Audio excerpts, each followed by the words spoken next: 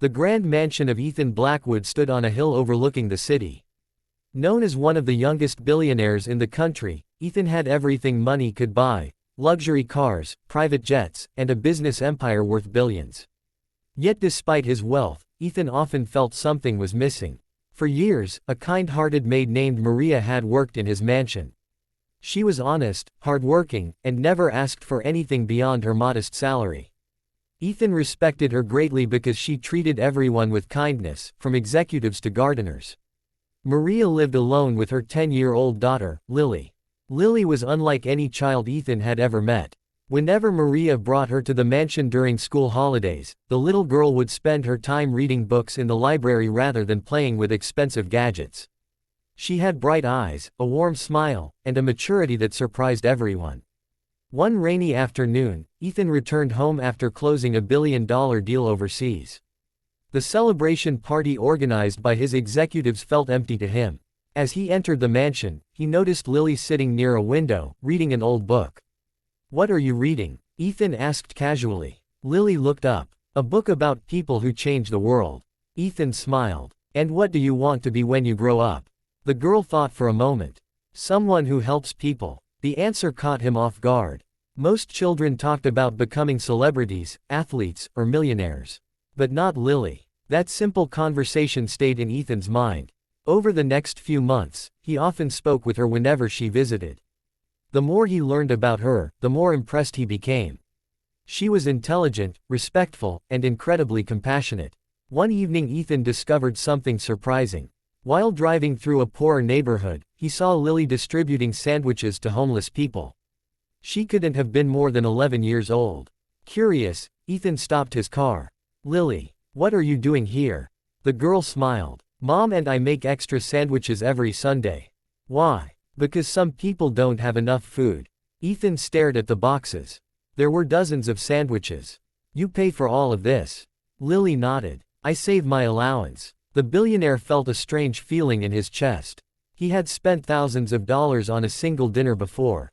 Yet this child used every spare coin to help strangers. That night he couldn't stop thinking about her. Months later, tragedy struck. Maria became seriously ill. Doctors diagnosed her with a rare condition requiring expensive treatment. When Ethan learned about it, he immediately arranged the best medical care available. "No employee of mine will fight this battle alone," he said. Maria was overwhelmed. Tears filled her eyes. "Sir, I can never repay your kindness." "You already have," Ethan replied. "Through your years of loyalty." The treatment helped, but recovery would take time. During those difficult months, Lily remained strong. She took care of her mother, studied hard, and never complained. Watching her courage inspired Ethan more than any business success ever had. One day, after Maria recovered enough to return home, Ethan invited both mother and daughter to a special dinner at the mansion. The dining hall sparkled with crystal chandeliers. Lily looked nervous. "Am I in trouble?" she asked. Ethan laughed. "Not at all." After dinner, he stood and raised a glass. "Today isn't about business." Maria looked confused. Ethan continued. "It's about gratitude." He turned toward Lily. "You have taught me something important." The girl blinked. "Me?" "Yes." He smiled warmly. "You reminded me that success means nothing if it isn't used to help others." Maria squeezed her daughter's hand proudly. Ethan took a deep breath. "As a thank you, I want to grant Lily 3 wishes." The room fell silent. Maria's eyes widened. 3 wishes. "Anything reasonable," Ethan said. "Education, travel, gifts, opportunities, whatever she wants." Lily stared at him in shock. Most children would have immediately asked for toys, a mansion, or millions of dollars. But Lily remained quiet. "Can I think about it?" she asked. Of course. For 3 days she considered her wishes carefully. When the time came, Ethan invited her back to his office. His assistants were prepared to write checks worth millions if necessary. Ethan expected requests for luxury items or a trust fund. Instead, Lily sat across from him calmly. "Are you ready?" he asked. "Yes." "What's your first wish?" The little girl folded her hands. "My first wish is for you to build a free hospital in my neighborhood." The room became completely silent. Ethan thought he had misheard. "A hospital?" "Yes." His assistants exchanged stunned glances. Lily nodded. When my mom was sick, many families around us couldn't afford treatment. Some people had to travel hours just to see a doctor. She lowered her eyes. Some didn't make it. Ethan couldn't speak. He had expected a child to think about herself. Instead, she was thinking about thousands of strangers. You don't want a new house? He asked softly. No. A car for your mother? No. A bank account with millions?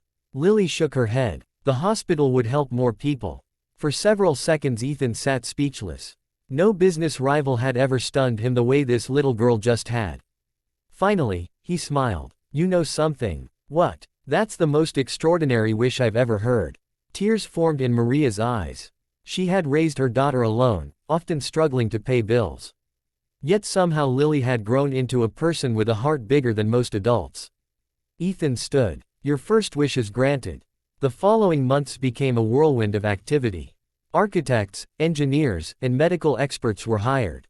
Construction began immediately. News spread across the city. Reporters were fascinated by the story of a billionaire fulfilling the wish of a maid's daughter. Many people doubted the story at first. But when they met Lily, they understood. She wasn't interested in fame. Every interview ended the same way. This isn't about me, she would say. It's about helping people. A year later, the hospital opened. Thousands attended the grand ceremony. Families lined the streets. Doctors volunteered their services. Children carried flowers. At the entrance stood a large plaque. It read, "Built through the wish of a child who believed every life matters." When Ethan unveiled the plaque, the crowd erupted into applause. He looked at Lily. The little girl smiled quietly. For the first time in years, Ethan felt genuinely proud. Not because of money, but because he had been part of something meaningful. As the ceremony ended, Ethan knelt beside Lily. You still have 2 wishes left. The girl smiled mysteriously. I know. What are they? Lily looked toward the crowd gathered around the hospital. Her answer would soon change Ethan's life forever. And her second wish would be even more surprising than the first.